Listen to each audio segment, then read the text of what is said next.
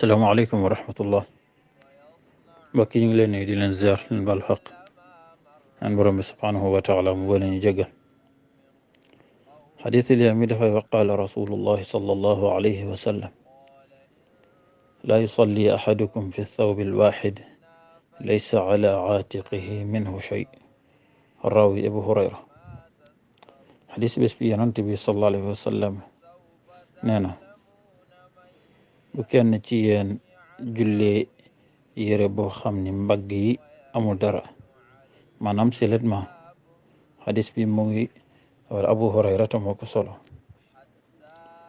Yonent bi sallallahu alayhi wa sallam tere nañu mbokk yi bu ñuy julli ñu sol sous-vêtement Yonent bi tere nañu ko julli sallallahu alayhi wa sallam. Tere googu nag du terek xaraam, bàyyi ci xel bu baax. du boo ko jullee danga def lu xaraam déedéet, waaye da ngay def lu ñu sib.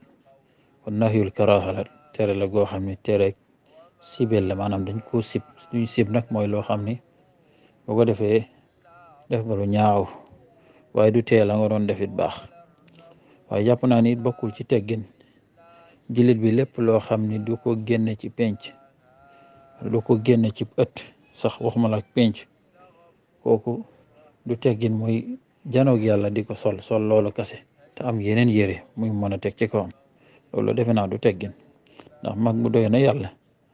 boo leen nit dee seet si rek amuloo sañuloo toog ak moom si vêtement, waxuma la ak di julli janoog yàlla sol si vêtement ak lu mu tàng nag. loolu bakkenu kase la.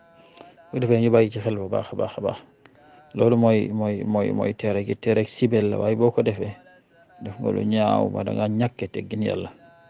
qul qawli hada wa astaghfirullah al-azim li wa lakum. wassalaamu aleykum wa rahmatullahi wa barakatuh.